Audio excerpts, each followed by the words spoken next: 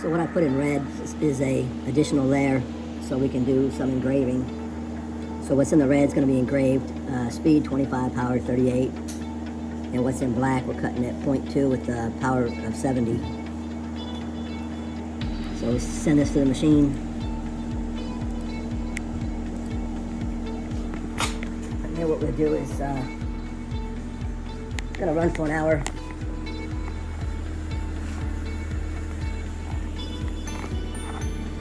So what we do is we pull this up, we look for the file.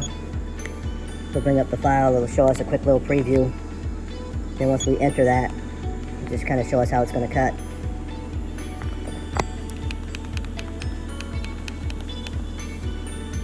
And from here, ready to rock and roll. Hey Monster, you wanna pull the vent outside for me? We've already got this origin marked in the bottom left corner. And it'll start drawing out the parts that we're going to use for the table saw when we're cutting things. Keep our hands away from the blade.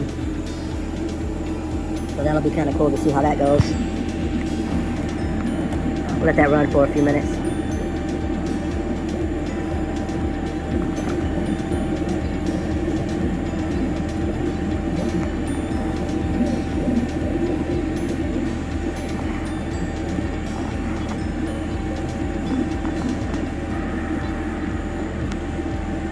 I'll put an angle on the front of these things so it'll work out better for a push stick. I used to have a bunch of these on my table saw. All different style. Stub nose, Glocks. I even had a machine gun we used to use on that thing.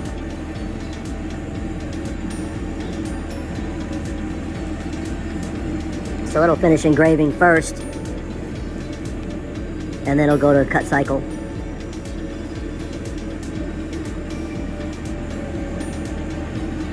Yeah, I had one with a scope on it. It's pretty cool. Not necessary, but you know, all in good fun.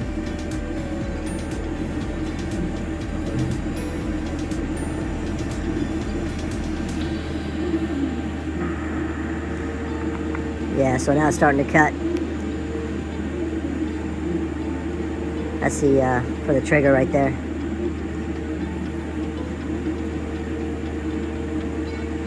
Yeah, I could have fattened those up a little bit, fit my fingers in there.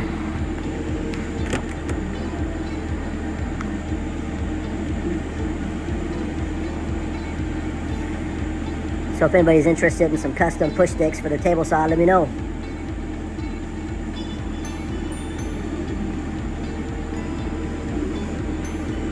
Yeah, I drew these out this morning. Now that's be cool.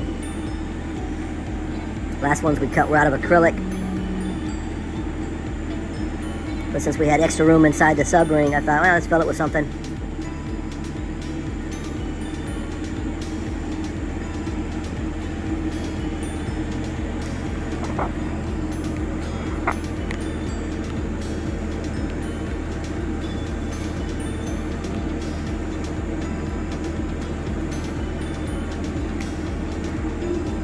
So we've had this machine since right before SEMA.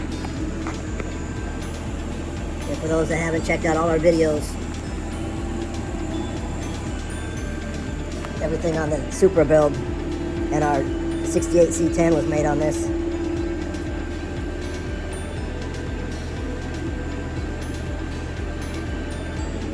All the acrylic light pieces that we made. Roll call our sponsors on the build. Some cool stuff, if anybody's interested.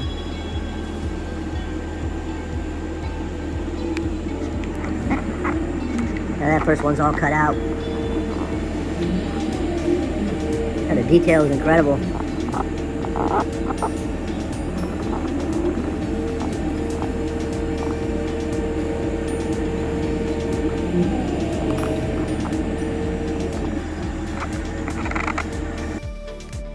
So we're finishing up the sub enclosure.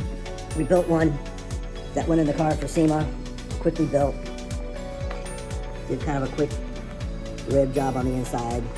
Built some ribs. We've got 4 10-inch subs from our sponsor, Hyphonics. Shout out to Hyphonics. Appreciate all the love on this build. So build the new speaker rings, because this box was just built quickly, wrapped quickly, just as everybody knows, SEMA crunch. It's extremely difficult for us this last year since we had 2 builds going on. So I want a lot of boom in this, so I work in light burn quite a bit. It's easy for me. So I'm just gonna kind of walk through kind of how I do what I do in this program. Kind of take you through a step by step. So what I started with on this program was the inside circle that was necessary so the subs could fit in properly without being too big or too small. We want this is kind of the most important part, so that the sub will self-locate, sit properly, fit properly. And so from here I took that inside diameter of I used 9 3/8, and what I did was I copied it so I'd have a copy, and then I changed the measurement on it.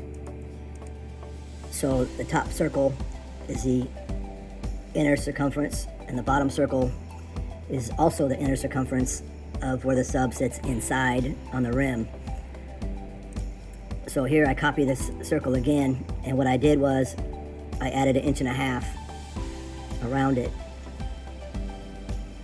That's the size I'm working with, so I get the look I want, so it looks kind of beefy.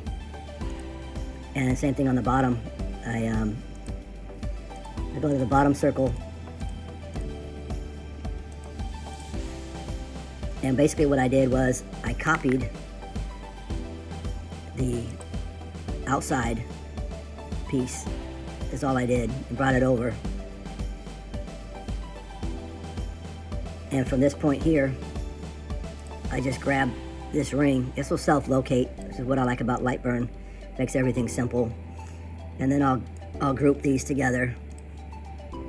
Now, no matter what I click on, I can move them both at the same time, and I can start to nest them. Same thing here. I'll group these. And then I can start with my nesting program. That way I can see how many I can fit. So this one will have to be moved over. And I can see how many actual rings I can fit.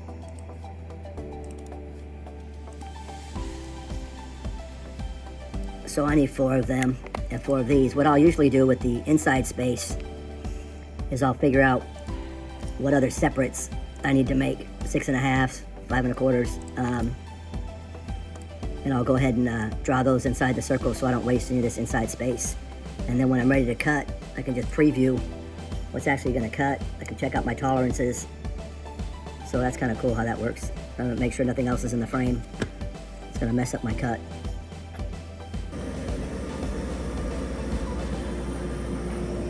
Almost finished on this last sub ring. So we got the inner 6 1/2, and we got the 10-inch rings. We got the new shift boot that we made, and we've got a couple of push sticks for the table saw, and they look sporty. All right, here we go. Final round, final ring.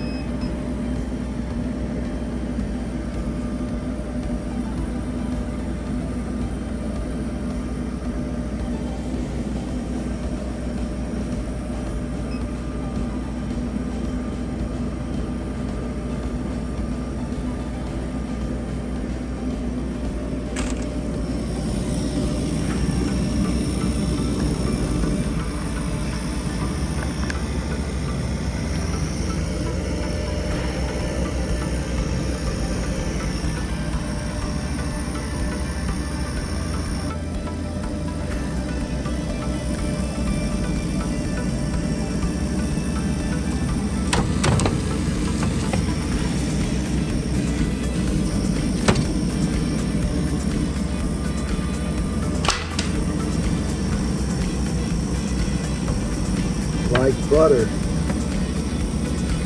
Like butter.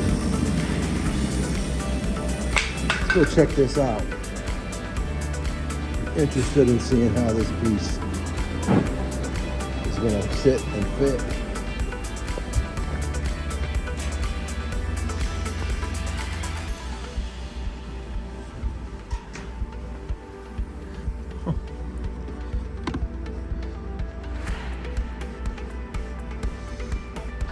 Look at that. Look at that. Has that same little cutout for the e-brake.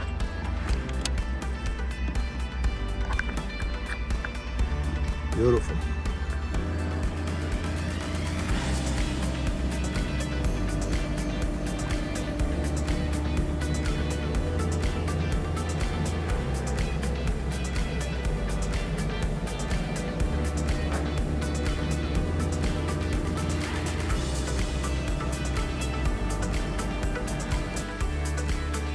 In the back area of the trunk of the Supra, and we're building that rear wall section so we can increase the cubic square feet of air capacity we need for the 4 subs.